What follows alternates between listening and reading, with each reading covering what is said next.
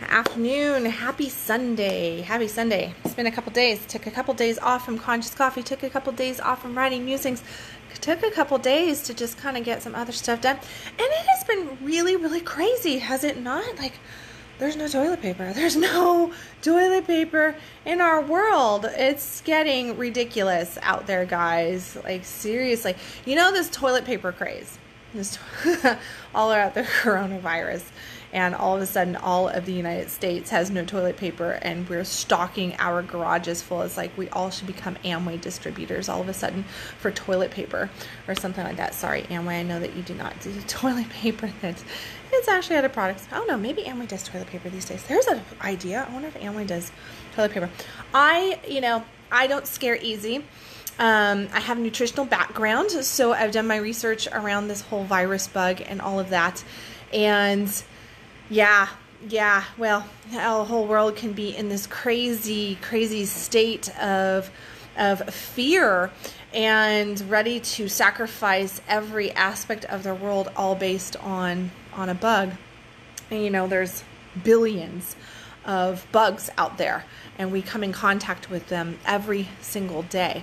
This particular bug actually has a patent on it, though, and was created back in 2015. But that's a whole nother story, and I'm not going to go down that path right now. No conspiracy from Kendal today. That's a whole nother version of myself that we're not going to let out. I'm not that open and authentic. Gee, like that's not. I don't have space for that kind of level of openness and authenticity with my followers and all the people that live out there. It's a bunch of bunk too. No, I could easily go down the whole route and explain a whole bunch of stuff around that. I do encourage you to do your research around this bug. To fear. It's not even, we have these moments in our world where we're so scared of just living. We're scared of walking into the grocery store. It is like a zombie apocalypse. I'm driving down the road, taking my daughter to work this morning, and it's overcast and foggy here and kind of drizzly. So everything's gray, and I'm wearing gray. And, I had to match the environment today. And and it's just this gray, drizzly, really kind of a cool feeling, but there's an eeriness. And it's Sunday, and I live in Dallas, which is the Bible Belt. Like there's churches on every corner, like McDonald's and Burger King. And and normally on any given Sunday, we would have lots of traffic at church letting out time. And today, the streets are just dead. They are dead. And it is like the whole world has been wiped out. And there's just, like 3 lonesome cars driving down the road. There's no people. There's no lights on. Everything is just weird. And I told my daughter, I was like, this is like the start of a really scary movie. Like, what is going to happen? Next thing we're going to see like zombies running down the street or something. It's like, it's just absolutely crazy. And my whole realization over the last really week to 10 days of this really picking up grand momentum like energy does. This has been around since like October. People have been talking about it. Political leaders have been talking about Corona since October of 2019. There's been think tanks around it. There's been all of this discussion and everything. Gates has put a whole bunch of stuff out there. And so there's been some focus on the coronavirus, and there's lots of momentum around this shift into a fear-based mentality. And the fear-based mentality of, oh my God, I have to constrict right now. Right now I have to constrict. Right now I have to avoid. Right now I can't have space for anything. Least of all love, right? Like, we're not going to let in love right now. No, we're too scared to love. We're too scared to connect. We're too scared of our neighbors. We're scared of our children. We're scared of our animals. We're scared to go to work. We're scared to go to the grocery store. Oh my God, my oldest daughter who lives next door, she's out and she has a baby, a 1-year-old, and she needed toilet paper. She had to go to 5 different stores to locate these 3 items. And she was picking up some produce. Of course, get this. I don't know how it is in the rest of the United States or around the world right now. But here in the Dallas area, the meat section is completely cleared out. There's no meat in it virtually of anything. The canned good aisle is empty. The frozen food aisles are empty. Now, all the vegan products are there, okay? The vegan products are all available and accessible. I'm going to the store later today, and I'm stocking up on vegan products. Now, I don't mind vegan products, right? So I'm going to stock up on that. But the funny thing is that if you go out into like the produce section, outside of onions and potatoes, the majority of the produce is available. Now, nutritional background, okay? Just going to lean on that certification just a little bit right now. I'm going to just tell you from a very real perspective. If you are getting sick from anything, guess what you need? You don't need the bread aisle. You don't need the cereal aisle. Most of the frozen foods have limited nutrition in them. The dairy's not only going to cause a yeast infection in your system, which is going to cause your immune system to actually drop down. And what you really truly need is fruits and vegetables, fresh fruits and vegetables. And this is what's in our store. So it's fantastic for people like me who actually cook and eat a lot of fresh fruit and vegetables, because I still have a lot of food. It's fresh. It's all good. I'll just cook it and, put some spice in it, add a little extra garlic, and go on about my life while everybody else is freaking the fuck out. But, and I'm out and I'm taking walks and I'm enjoying the weather and I'm still having connection and I still have space for things in my life like love. But what we are doing right now is we're constricting our lives in fear. And as we constrict in fear, we limit ourselves to be able to connect in any way, because now we are so fearful of everything. We are fearful of everything, including our family, including, just walking out into our backyards. The whole idea of this is blowing through the wind, so if I walk out in my backyard or I take a walk, oh my God, somebody could sneeze 2 blocks away and I could end up, with this horrible, horrible disease, which they are treating, by the way, with Gatorade.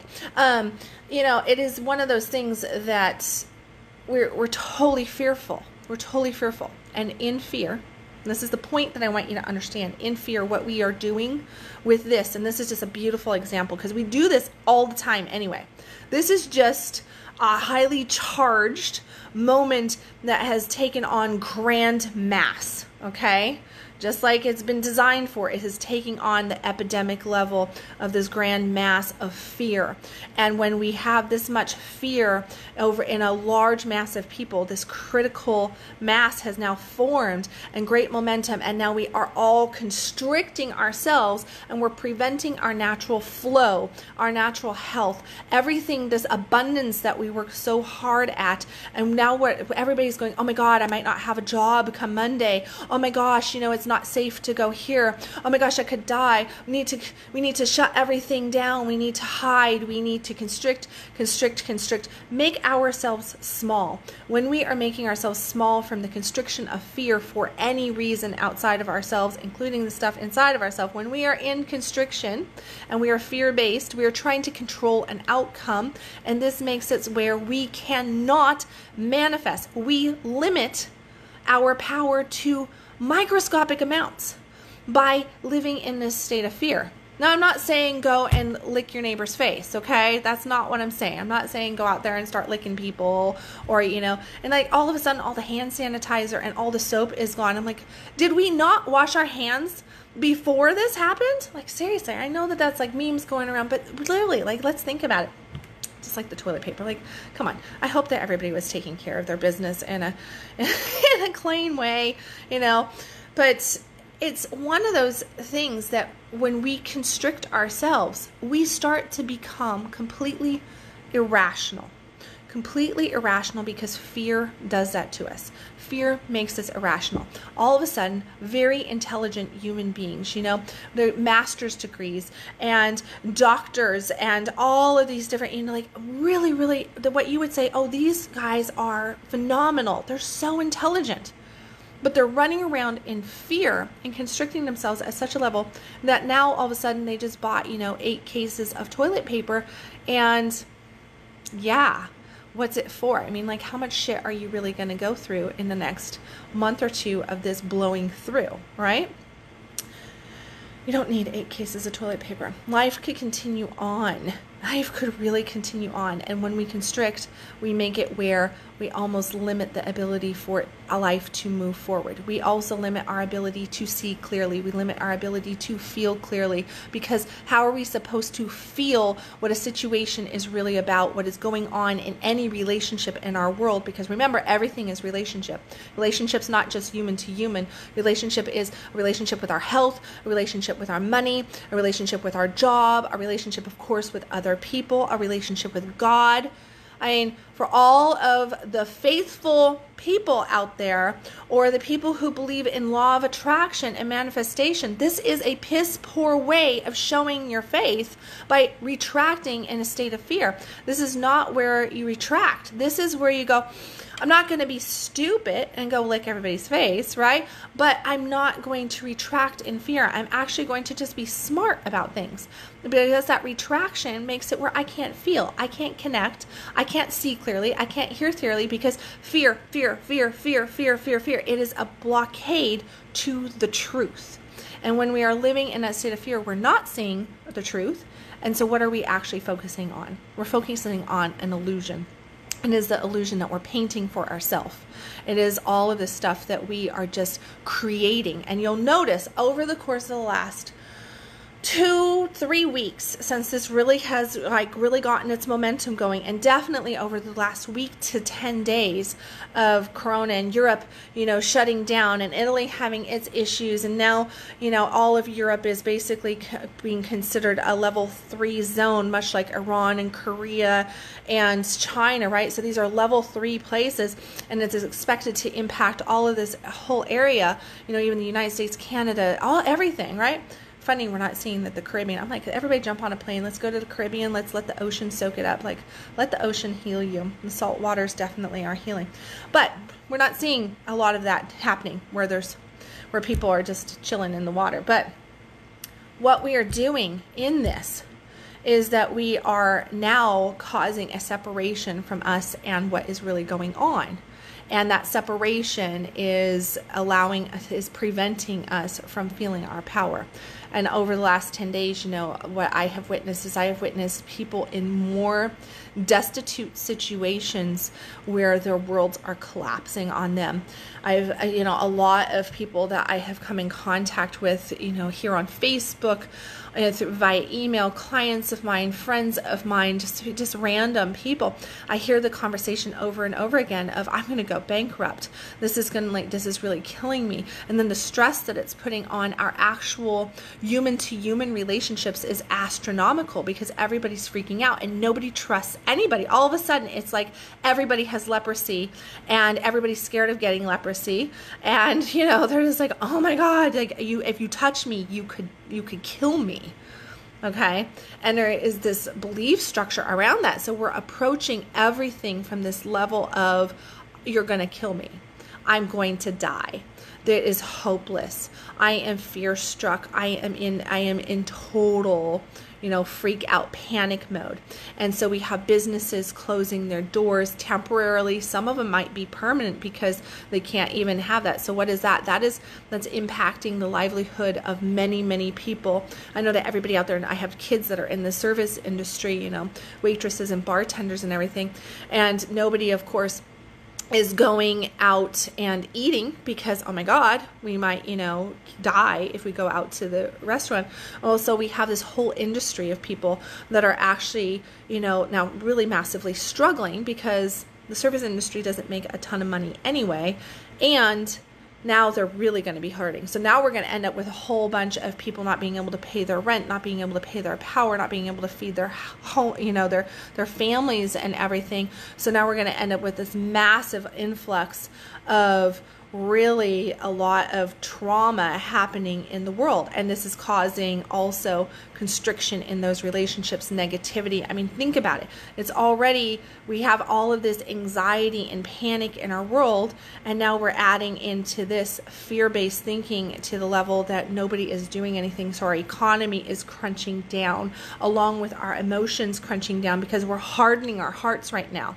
Even though we go, oh my God, that's horrible. We're like, yeah, but it's only happening to the elderly and to the people who don't have, strong immune systems and stuff. So we harden ourselves in these moments, and we go, oh, I don't want it to happen here. It's just my neighbors. Just, let's not go out on the street. Let's do this. And we harden and we harden and we harden and we tighten and we tighten, when what we actually should be doing is embracing each other. We should be spreading faith. We should be spreading love. We should be spreading connection, and doing it smartly. Again, not licking our neighbor's face, right? Like, have a little bit of common sense. I know that it's a rare thing today, but we try to have a little bit of common sense and not do those things. But we open, we connect, we share faith, we share love, because love is the direct opposite of fear. Love is opening, fear is constricting. Love is flow-based. Fear is constriction. It is hardening. It is hiding. It is masking. Love takes the illusion away. It helps us to see truth. It helps us to actually feel. Love is empowering. Fear is disempowering. Who right now feels empowered? Very, very few people feel empowered right now. Very, very few people feel hopeful right now. Very few people feel, like, oh no, this is just like, this is not a big deal. Like, whatever, I'm still on purpose. I still have this, I still have that. Everybody is constricting. I ask you today to look at your constriction level, your fear-based thinking, and how you are acting through this supposed epidemic crisis that the world is under. And I want you to really truly look at it and go, seriously, how is my fear helping this situation? How is my fear helping the situation? In all of your years of being, where has fear ever solved a problem? That's what I want you to ask yourself. Where in all of your years of experience of living has fear ever solved your problem? Where has fear ever empowered you to take action that was needed, that was good, positive action, that was right choice action, that was proactive action to take to heal a situation? Has fear ever assisted, supported, or gotten you motivated to do what was actually needed? I'm virtually positive that 99.999% of you, and times in our lives, we would say fear is hindering. It does not support any of that. It does not empower me. It does not help me to make right and clear decisions. I wish that I had thought clearer about it. I wish I had not feared so much. Matter of fact, many, many people on their deathbeds, when looking back and asked, what do you regret the most in life? The response over and over again from those individuals are, I wish I had not feared so much. I wish I had been willing to risk a little bit more. I wish I had loved a little bit more. I wish I had had more faith. This is a time for us to show our faith, and not to get all religious based on anybody, because I'm not preaching to the choir on that, on religion, but in truth, to walk in certainty, to walk in faith. That is what is needed right now. And no matter what your religious, spiritual background, belief structure is, if you want to help solve this epidemic that is going around, to lean more into a place of love. And it just turned 1:44. This, by the way, my clock just went 44 to me. Is to really lean into faith, to focus on your blessings. Instead of freaking out about how much toilet paper you have stocked up for the next 76 years of your life, actually look and go, okay, how can I actually help support my friends, help support my family, help support my neighbors? Like, what does the Bible say? Love thy neighbor as thyself, right? Well, we're not loving our neighbors right now as thyself. We're fearing our neighbors. So we are disempowering the whole situation. We are not walking into this realm with much strength at all. Okay, we're coming at it from a very weak point, and we're hoping that while we are running from what we are fearing, what we have been told is this evil that is attacking the world right now, and how bad it can be, we believe that if we run from it, that somehow it's going to get solved, that somehow this is going to make it better, that if I shun everybody in my life, if I close off to love, if I stand in fear, that is going to be the power play, that is going to be the healing agent. And I ask you today to really, really challenge that way of thinking. Really look at that and go, is that true? Is that true? Or What can I do that is proactive? What can I do that is connective? What can I do that lets love in instead of really, pushing it away? Because the answers are right there.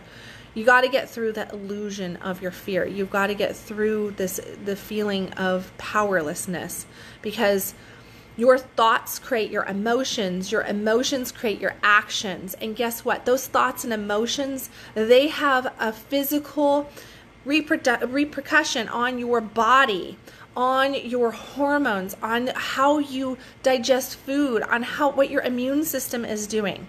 A depressed person has a weaker immune system. A person in a state of fear, where their adrenaline is pumped up so high for a long period of time, and their adrenal glands are just getting wiped out, their immune system is weaker. So fear is going to cause that, and living in a state of like that keeps your body in that state of shock, which burns your adrenal glands out, which causes your body to have inflammation, which, by the way, inflammation is going to cause a lot of dis-ease in the body, which is going to bring this stuff to you. The more you focus on, oh my God, I'm fearing this, now we have created a magnet to us, and we are drawing it into us.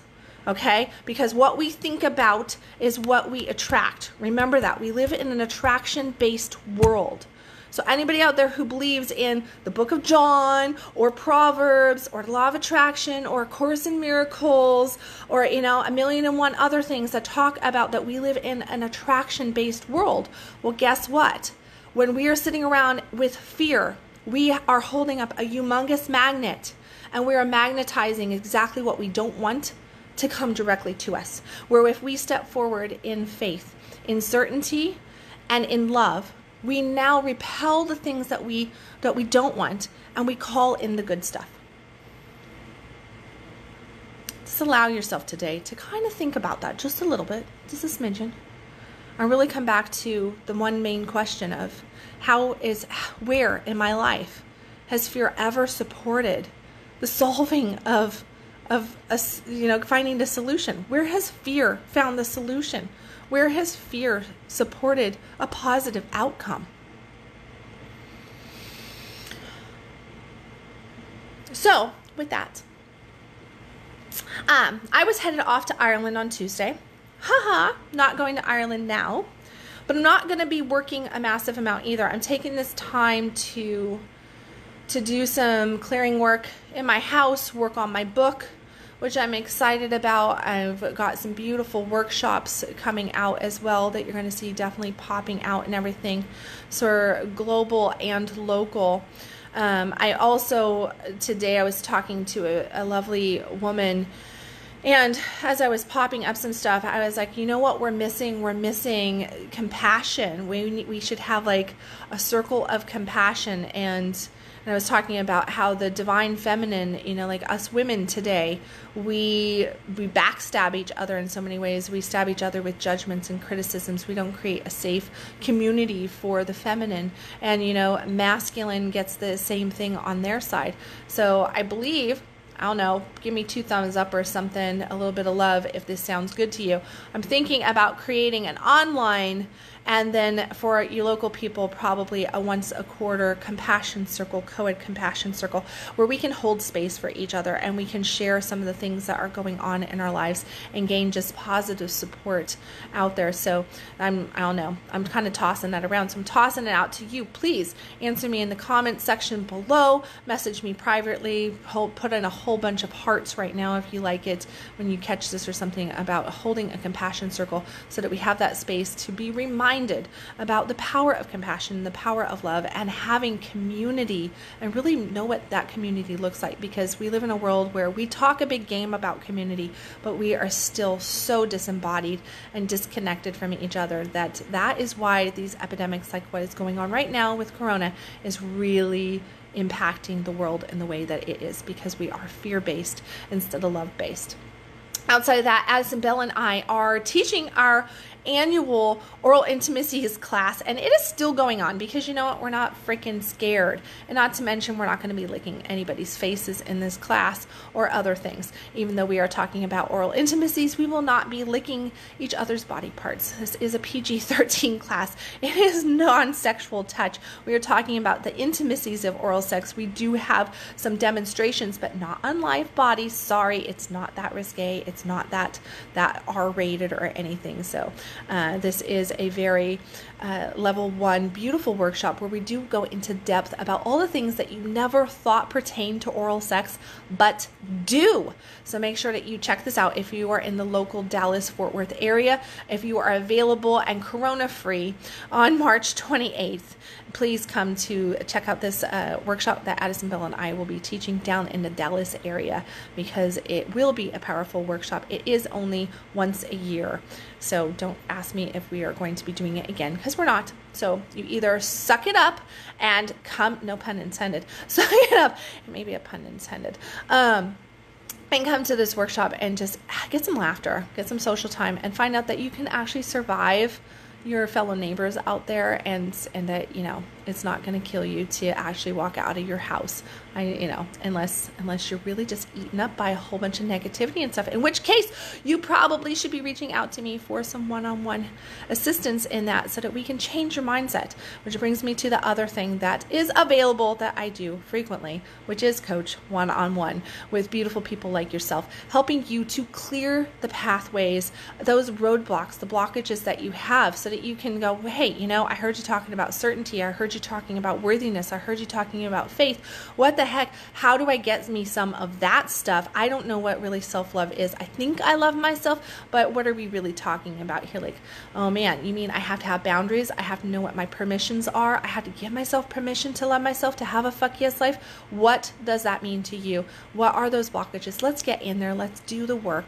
I do have availability for 2 private coaching session spots right now for private clients. So if you are interested in working with me, this is definitely the time to grab those, because once those spots are filled up, then I'm pretty much closed up for the next 6 to 9 months on my private clients bookings and everything. So reach out to me, comment section, private message me, however you need to get in touch if you would like to explore a consultation and see what can be worked out for you there. Other than that, follow me, hit the share button. Let's spread the message about love, about fear, making space for love, realizing that we're really not letting love in right now, that we have everything constricted. If I've said anything in here that made you go, then hit the share button, share it with somebody else, as you know, put it out there, give me a little bit of loves and likes in the comment section. And as always, stop existing, and sure as fuck, stop fearing everything, and start living this beautiful life of yours, not fear-based, but freedom-based. I love you guys, and I will catch you tomorrow with another Conscious Coffee. Bye, everybody.